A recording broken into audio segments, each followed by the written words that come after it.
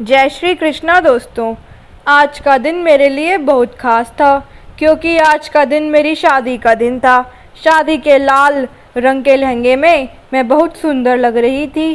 सभी ने दिल खोलकर मेरी तारीफ़ की। मैं अपनी शादी की ड्रेस में बैठी अपने जीवन साथी का इंतज़ार कर रही थी। मेरे दिल में हजारों सपने थे। हर लड़की की तरह मैंने भी एक रोमांटिक और खूबसूरत शादीशुदा ज़िंदगी का सपना देखा था। लेकिन मेरा ये सपना उस वक्त टूट गया जब मेरी शादी मेरे जीजा के साथ तय हो गई। ऐसा नहीं था कि वो मुझसे उम्र में बहुत बड़े थे। वह एक पढ़ा लिखा और सुंदर युवक था, लेकिन मैंने उन्हें हमेशा जीजा जी के रूप में स्वीकार किया। मेरी दीदी सुनीता की मौत के बाद जब उनकी सास ने मेरी माँ से मेरे रिश्ते के बारे में पूछा तो मेरी माँ मुझसे बिना पूछे ही मान गई। जब मुझे इस बारे में पता चला तो मैं उन पर बहुत गुस्सा हुई और काफ़ी दिनों तक अपने परिवार से बात करना बंद कर दिया। एक दिन मेरी माँ ने मुझे अपने पास बुलाया और कहा, बेटा, हम सब तुमसे बहुत प्यार करते हैं और हम तुम्हारे बारे में कोई गलत फैसला नहीं करना चाहते। विकास एक अच्छा, सुंदर और पढ़ा लिखा आदमी है, एक अच्छा लड़का है और उसकी मुख्य बात लालची नहीं होना और अच्छी कमाई करना है। क्या तुम मुझसे सिर्फ शादी करने से इसलिए इनकार कर दोगी क्योंकि उसकी शादी को आपकी बहन से हुए 2 साल हो गए हैं? कभी कभी वक्त के साथ रिश्ते बदल जाते हैं मेरी प्यारी बेटी। फिर भी अगर तुम मना करना चाहती हो तो मैं आज विकास की माँ को फ़ोन करके मना कर दूँगी। तुम रात को अपने फ़ैसले की सूचना मुझे दे देना। मम्मी इतना कहकर चली गई। मैं सोच में पड़ गई। मुझे समझ नहीं आ रहा था कि मुझे क्या करना चाहिए। मैं अपने कमरे में आई तो मेरा फ़ोन बज रहा था। मैंने मोबाइल उठाया तो उस पर नेहा कॉलिंग लिखा था। मैं बहुत खुश हुई कि मुझे अपनी परेशानी अपनी दोस्त को बता दूं और कुछ अच्छी सलाह मांग लूं। लेकिन कॉल करने के बाद मैं होश खो बैठी। जब नेहा ने अपने बारे में बताया तो मेरी आंखों से आंसू आ गए कि उसके पति ने उसे घर से निकाल दिया और उसके कीमती गहने भी ले लिए। अब उसके परिवार वाले उसे लेकर बहुत चिंतित थे और वे कानूनी रूप से समस्या को हल करने की कोशिश कर रहे थे। इन सब बातों को सुनने के बाद मैं अपनी चिंता भूल गई। उल्टा नेहा को समझाने लगी, आश्वासन देने लगी, जिसकी अभी 6 महीने पहले ही शादी हुई थी और अब इतने कम समय में इतना भयानक परिणाम देखा। उसकी पूरी कहानी सुनने के बाद मुझे एहसास हुआ कि दुनिया बहुत मतलबी है और भ्रमजाल है और बड़ों के फैसले के आगे झुकना बुद्धिमानी है, क्योंकि वह अपने अनुभवों के प्रकाश में सबसे अच्छे निर्णय लेते हैं। मुझे लगा मेरी माँ का फैसला 100% सही था और तभी मैं अपनी माँ के पास गई और उन्हें बताया, माँ, मैं विकास के साथ शादी करने के लिए तैयार हूँ। माँ, जो इस वक्त रसोई में खाना बना रही थी, मेरे मुंह से यह शब्द सुनकर हैरान हो गई और खुश भी। साथ ही उन्होंने मुझे गले से लगा लिया और मेरे माथे को चूमकर मुझे ढेर सारी दुआएं दी। माँ को खुश देखकर मैं भी खुश हो गई। मैंने शादी के बाद सुनीता दीदी को हमेशा खुश और अच्छे कपड़े पहने देखा था, जिसकी वजह से मेरे दिल में कोई डर नहीं था। शादी के बाद पहली बार मैं दुल्हन बनकर उनके कमरे में दाखिल हुई और जैसे ही दीवार पर अपनी बहन की तस्वीर देखी, मैं उनके पास जाकर बोली, मेरी प्यारी बहन, तुम बहुत याद आती हो। आप इस दुनिया से बहुत जल्दी दूर हो गई। मुझे ऐसा लगता है जैसे आप इस दुनिया में अपनी सारी खुशियाँ मेरे पालने में उड़ेलने आई थी। इतना कहकर मैं उसकी तस्वीर को प्यार से देखती हुई सजे हुए बेड पर आकर बैठ गई। अब मैं विकास का इंतज़ार कर रही थी। मैं आने वाले खूबसूरत पलों के बारे में सोचते हुए शर्म से सिकुड़ रही थी।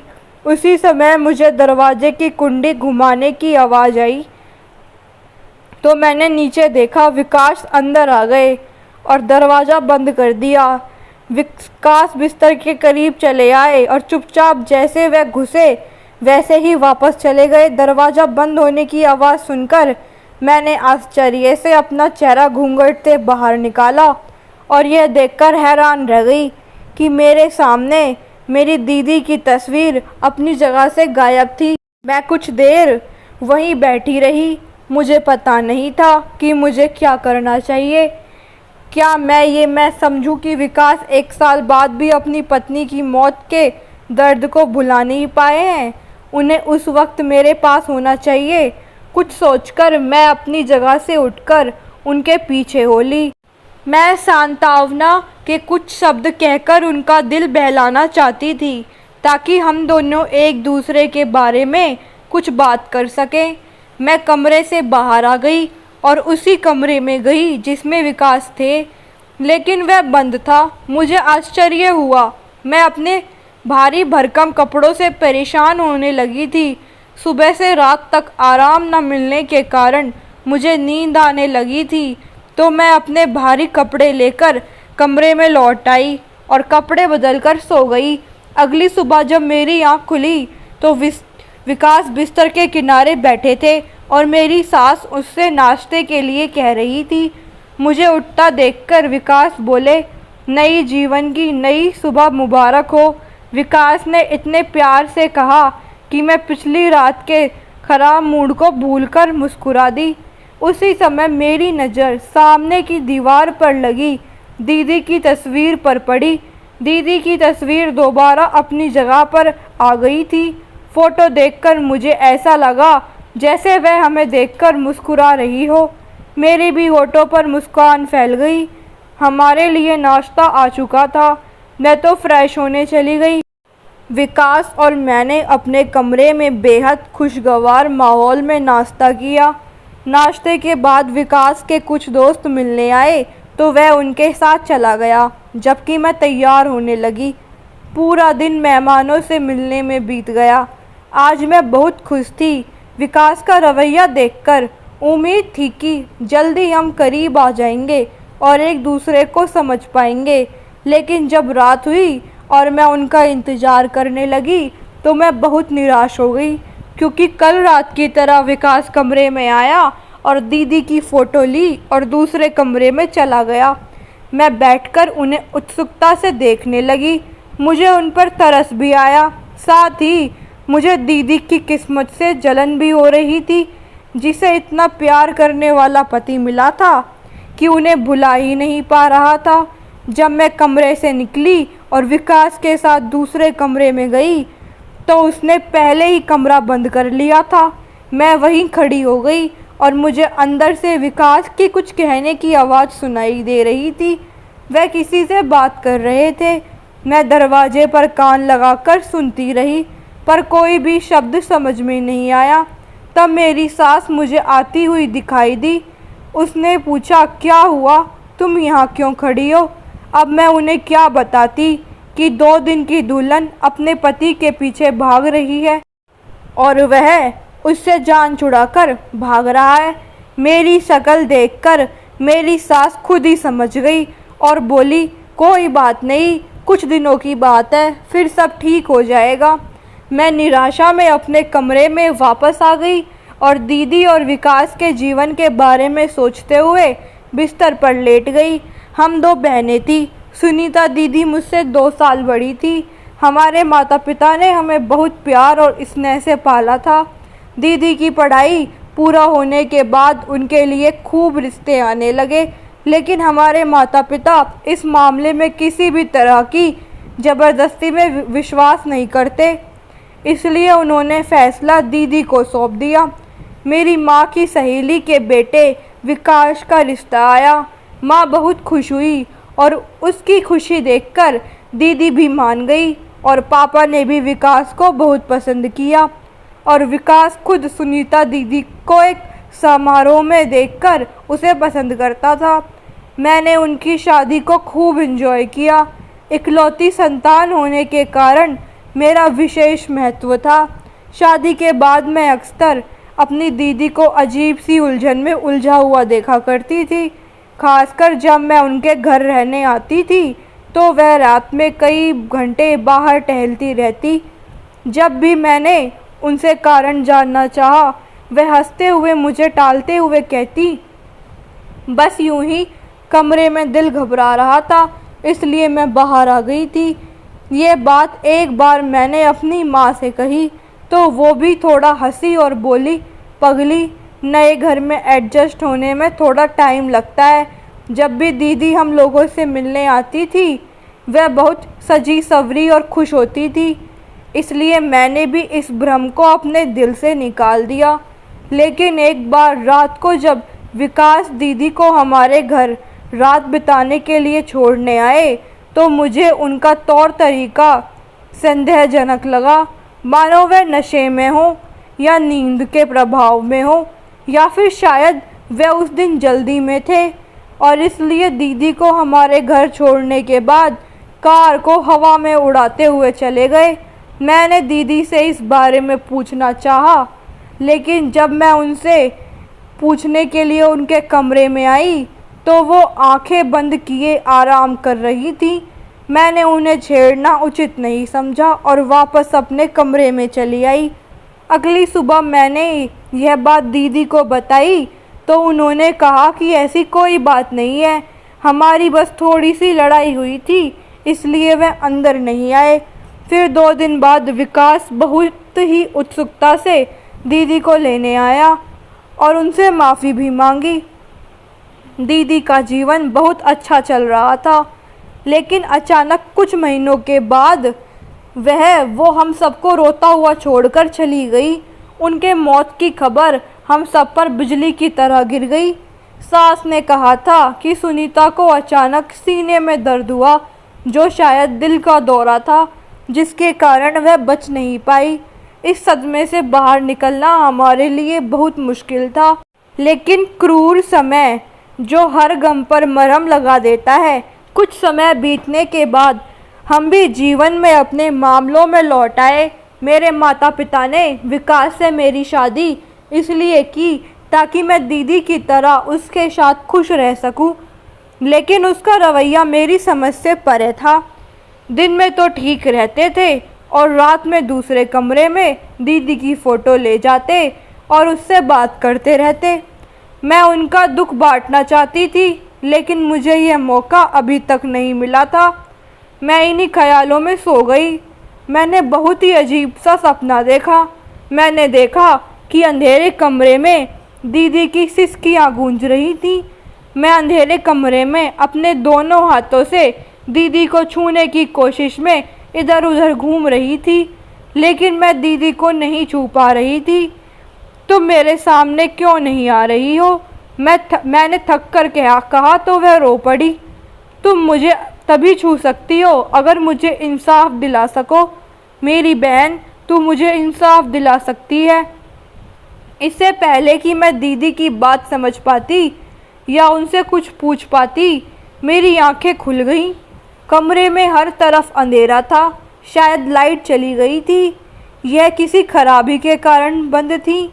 मेरा पूरा शरीर पसीने से लथपथ था और मेरी सांसें ज़ोर ज़ोर से चल रही थीं, लेकिन मुझे किसी बात की परवाह नहीं थी।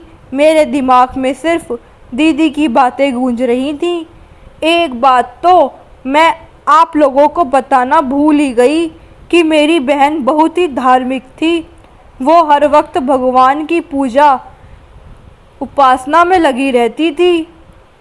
कभी कभी तो मैंने रात में भी भगवान जी के सामने हाथ जोड़कर खड़े देखा था। अगली सुबह विकास के बाहर जाने के बाद मैं बराबर वाले कमरे में आ गई। मैंने देखना चाहती थी कि वहाँ क्या था। कमरे में अंदर आई तो देखा इस कमरे में एक सोफ़ा सेट और एक अलमारी के अलावा कोई फर्नीचर नहीं था। मैंने अलमारी खोली तो देखा कि दवा के कुछ खाली रैपर थे। मैंने उन्हें उठाया और उल्टा कर दिया। ये शायद दीदी की दवाएं थीं, क्योंकि मैंने अक्सर उन्हें उन बैग के साथ में देखा था। पहले तो मैंने ध्यान नहीं दिया, लेकिन इस दवा का नाम पढ़कर मैं दंग रह गई।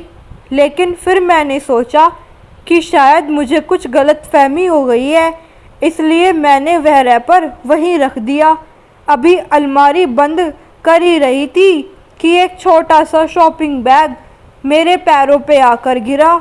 मैंने देखा तो वह नशीली दवाओं से भरा हुआ था। मैं बहुत हैरान हुई।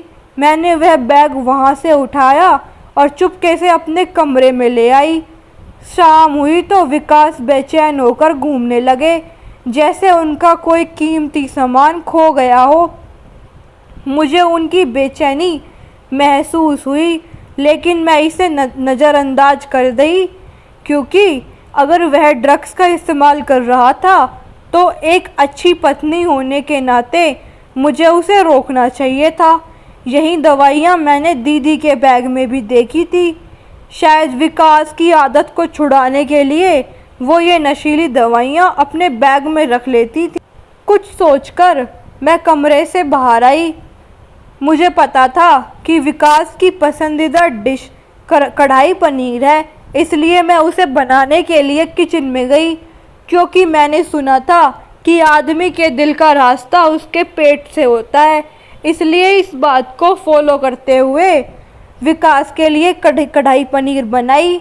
दीदी भी विकास को खुश करने के लिए उनकी पसंदीदा डिश बनाया करती थी। यह दीदी ने ही मुझे बताया था। खाना बनाने के बाद मैंने नौकरानी के साथ टेबल सेट की और हम लोग खाना खाने लगे। विकास को खाना बेहद पसंद आया था। उन्होंने डटकर खाया और मेरी तारीफ भी की। वह मेरी तरफ प्यार से देखते हुए बोले, क्या तुम इतना मज़ेदार खाना बनाने के लिए मुझसे कुछ गिफ्ट लेना चाहोगी?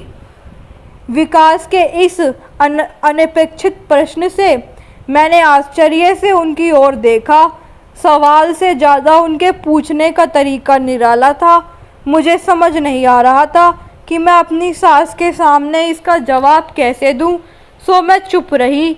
एक बार फिर विकास ने अजीब अंदाज में अपना सवाल दोहराया। सास ने आनन फानन में मुझे किसी काम से किचन में भेज दिया।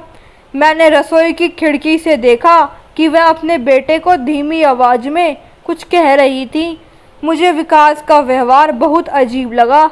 एक दिन मैंने अपनी सास से बात करने की हिम्मत जुटाई और उन्हें बताया कि तुम्हारा बेटा नशा करता है, तो आपने उस जैसे इंसान के लिए मेरा जीवन क्यों नष्ट किया? वह कहने लगी, ऐसी कोई बात नहीं है। तुम्हारी बहन और उसकी पत्नी की मौत के सदमे ने उन्हें झंकोर कर रख दिया है और उसने अपना दुख भुलाने के लिए यह सब किया है। मैं उसे समझाऊंगी। सास की बात सुनकर मैं ज़्यादा कुछ नहीं बोली और कमरे में आकर लेट गई। मैंने रात को फिर से सोने के लिए अपनी आंखें बंद की तो फिर से दीदी का रोता हुआ चेहरा दिखाई दिया। वह मुझसे न्याय मांग रही थी, लेकिन कैसा न्याय? सपने में दीदी को इस तरह तड़पता देखकर मैं बहुत बेचैन हो गई थी। मेरे दिल में अजीबोगरीब ख्याल आने लगे कि मेरी दीदी की मौत एक्सीडेंटल थी या कुछ और। सास ने बताया था कि दीदी को दौड़ा पड़ा तो अस्पताल ले गई। उस समय कुछ भी पूछने का कोई अर्थ नहीं था और इसमें कोई संदेह नहीं था, लेकिन अब सपने में दीदी को इस तरह देखना एक असामान्य बात थी। मैंने अस्पताल की उस रिपोर्ट को खोजने के लिए अपने कमरे की तलाशी ली जिसमें दीदी की मौत का कारण बताया गया था, लेकिन कमरे में ऐसा कोई कागज़ नहीं मिला। सुबह विकास के काम पर जाते ही मैंने दूसरी रूम के सफाई के बहाने करके उस रूम को छान मारा, लेकिन वहाँ भी कुछ नहीं मिला। अब सिर्फ सास का कमरा बचा था और मुझे उम्मीद थी कि शायद यहाँ कुछ मिल जाए, और ऐसा ही हुआ। सास के कमरे में अस्पताल की एक रिपोर्ट मिली जिसमें दीदी की मौत का कारण हार्ट अटैक लिखा हुआ था। इसे अपनी आंखों से पढ़कर मन को संतोष हुआ और थोड़ी शर्म भी आई कि मैं अपने ही घर वालों पर शक कर रही थी। विकास के ऐसे ही धूप छाँव वाले व्यवहार में दिन बीतते गए। एक रात मैंने देखा कि जब वे दूसरे कमरे में गए तो उनके हाथ में एक नहीं 2 फ्रेम थे। एक फ्रेम तो मैं पहचान गई थी, वह दीदी की तस्वीर वाला फ्रेम था और दूसरा शायद नया बना था। लेकिन सस्पेंस ये था कि उस दूसरे फ्रेम में किसकी तस्वीर थी। अगली रात जब मैं सोने के लिए लेटी तो मैंने जानबूझकर अपनी आंखें बंद की और फिर सोने का नाटक किया। आज रात मैं निश्चित रूप से उस रहस्य को जान लेना चाहती थी जो मुझे अंदर से बेचैन कर रहा था। मैंने देखा कि हमेशा की तरह विकास कमरे में आए और हाथ में दीदी की तस्वीर लिए कुछ देर रुककर मुझे देखते रहे, जब तक उन्हें यकीन नहीं हो गया कि मैं सो रही हूँ। इसके बाद वे बाहर निकल गए। मैंने आंखें खोलकर उनकी पीठ की ओर देखा और जैसे ही वे दूसरे कमरे में गए मैं भी उठकर बैठ गई। उन्होंने मुझे सोते हुए देखा था, इसलिए कमरे का ताला बंद किए बिना दूसरे कमरे में थे। कुछ देर बाद मैं खामोश कदमों से धीरे धीरे चलकर बराबर वाले कमरे के सामने आ गई। मैंने धीरे से दरवाजे की कुंडी घुमाई और दरवाज़ा खुल गया।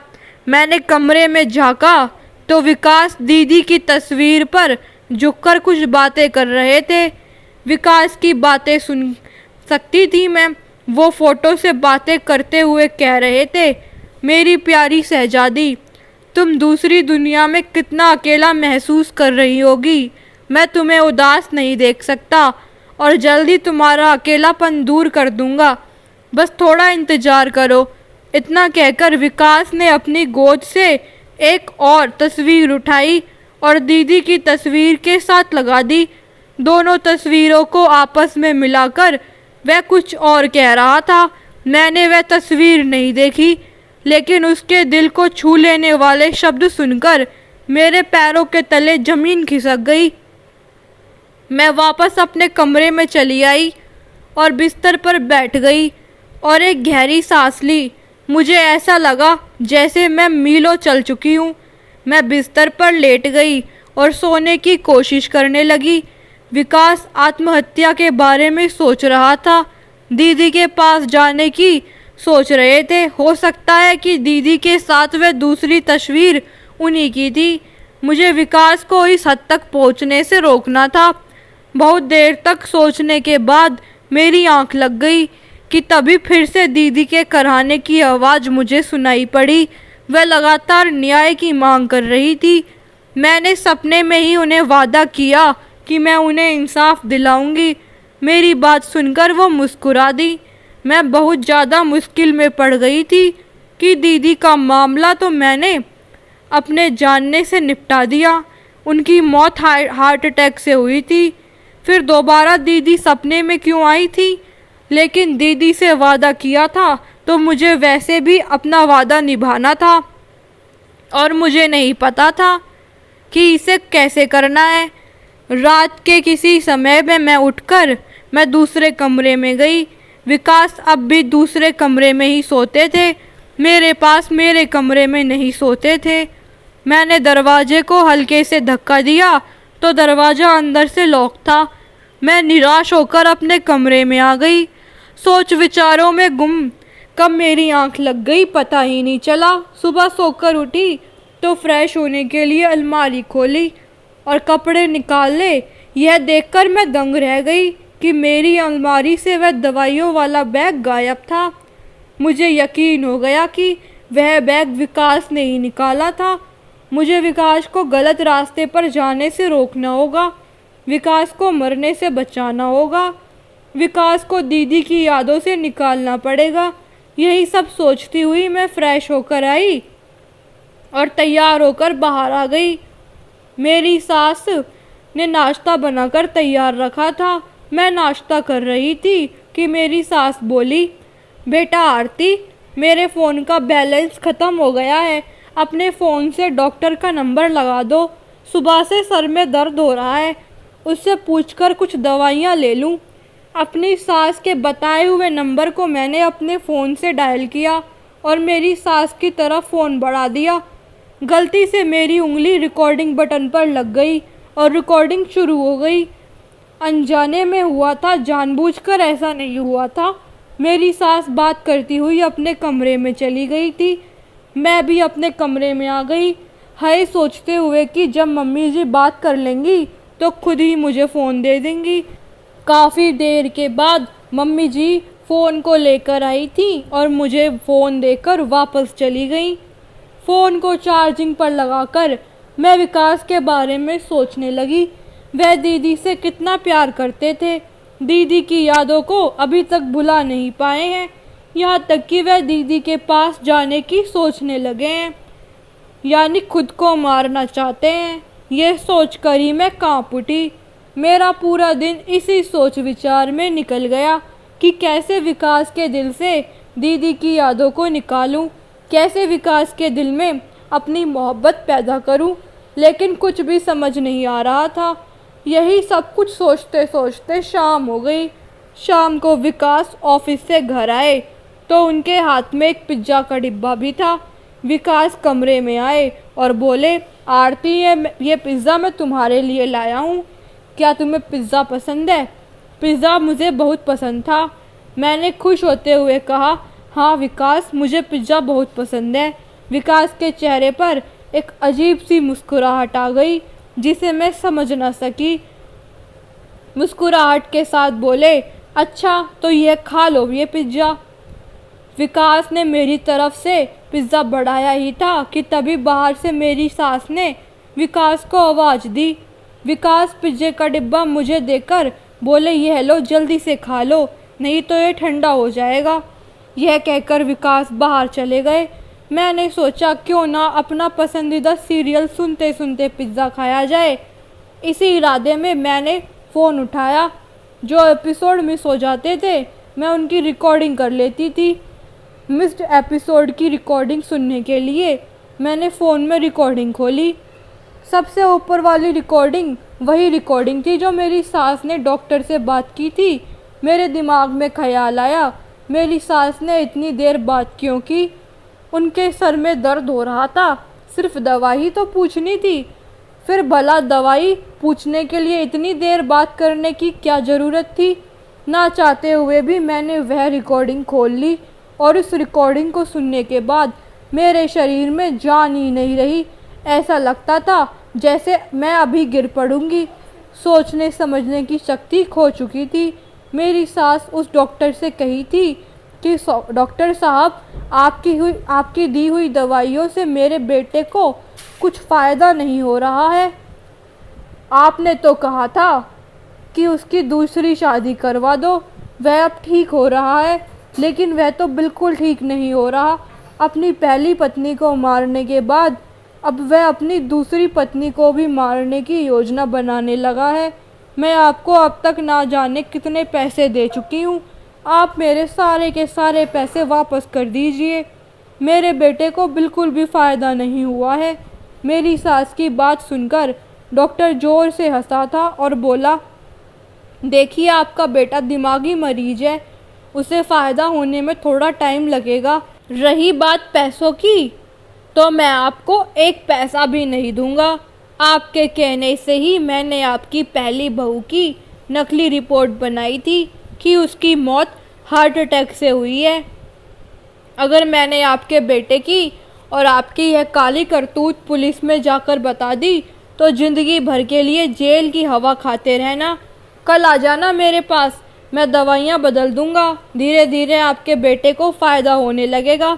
और हाँ, मेरी फ़ीस ज़रूर लेते आना। इतना कहकर उस डॉक्टर ने फ़ोन काट दिया। मैं वहीं सकते की हालत में बैठी हुई थी। इसका मतलब मेरी दीदी की मौत हार्ट अटैक से नहीं हुई थी। मेरी दीदी को मारा गया था, बेमौत के घाट उतारा गया था। तभी तो मेरी दीदी मेरे सपनों में आती थी और मुझसे इंसाफ की भीख मांगती थी। अपनी दीदी को याद करके मैं फूट फूट कर रोने लगी। जरा कुछ होश आया तो मैंने सबसे पहले उठकर अपने कमरे का दरवाज़ा बंद किया। मैं समझ चुकी थी कि विकास इस पिज़्ज़ा को खिलाकर मुझे मारना चाहता है। ज़रूर पिज़्ज़ा में कुछ मिलाया गया है। मैंने पिज़्ज़ा का डिब्बा एक तरफ को रख दिया और जल्दी से अपने पापा को फ़ोन लगाया। फ़ोन पर मैंने पापा को सब कुछ बता दिया। पापा को मेरी बातों पर यकीन ही नहीं हो रहा था, लेकिन फिर उन्हें यकीन करना ही पड़ा। पापा ने कहा, तुम घबराओ मत बेटा, जल्दी से जल्दी पुलिस को फ़ोन करो, मैं अभी वहीं पहुंचता हूं। मैंने जल्दी से पुलिस को फ़ोन किया और अपने घर का एड्रेस बता दिया। थोड़ी ही देर में पुलिस हमारे घर पर पहुंच चुकी थी। उधर विकास, जो समझ रहा था कि पिज़्ज़ा खाकर अब तक मैं मर चुकी होंगी, इसी खुशी में हॉल में टहल रहा था, लेकिन पुलिस पर नज़र पड़ते ही उसके होश उड़ गए। पुलिस ने आते ही मेरी सास और विकास को अरेस्ट कर लिया। मेरी सास और विकास सफाइयाँ देते रहे कि वो बेकसूर है, लेकिन मेरे फ़ोन में मेरी सास और उस डॉक्टर की रिकॉर्डिंग काफ़ी थी उन्हें गुनहगार साबित करने के लिए। घर से अपनी दीदी की यादों का कुछ सामान समेटा और उस घर से हमेशा के लिए अपने मम्मी पापा के घर आ गई। दीदी की तस्वीर को जब हाथ में लिया तो ऐसा लगा कि जैसे दीदी मुस्कुरा रही हो। अपने आप को इंसाफ मिलने पर, मुझे उस दरिंदे से बच जाने पर, मैंने विश्वास से कानूनी तौर पर उससे तलाक ले लिया और अब अपनी ज़िंदगी में आगे बढ़ गई। मैंने अपनी अधूरी पढ़ाई पूरी की और एक बहुत ही अच्छी जॉब करने लगी। मेरे मम्मी पापा ने मुझे खुले दिल से अपनाया था। उन्होंने लोगों की परवाह नहीं की थी कि एक तलाकशुदा बेटी को कब तक घर पर बिठाओगे। न जाने कितनी ही ऐसी बातें बनी थी, लेकिन मम्मी पापा ने किसी की नहीं सुनी। ज़िंदगी बिना जीवन साथी के नहीं गुजरती। अगर तुम्हें लगे कि कोई ऐसा है जिसके साथ तुम अपनी ज़िंदगी गुजारना चाहती हो तो बेझिझक हमें बता देना, लेकिन हम अपनी तरफ से तुम पर कोई दबाव नहीं डालेंगे। मम्मी पापा की बात सुनकर मैं मुस्कुरा दी। एक फीकी सी मुस्कुराहट थी मेरी। मुझे नहीं लगता था कि अब मेरी ज़िंदगी में कोई आएगा जिस पर विश्वास कर सकूंगी, लेकिन अगर मेरी किस्मत में सच्चा प्यार होगा तो भगवान उसे मेरे पास ज़रूर भेजेंगे। इस बात तो दोस्तों, अगर आप सभी को ये कहानी अच्छी लगी तो मुझे कमेंट में ज़रूर बताएं, और मेरी कहानी अगर आप सभी को अच्छी लगी तो मेरे चैनल को सब्सक्राइब करें, वीडियो को लाइक करें और शेयर करें। धन्यवाद।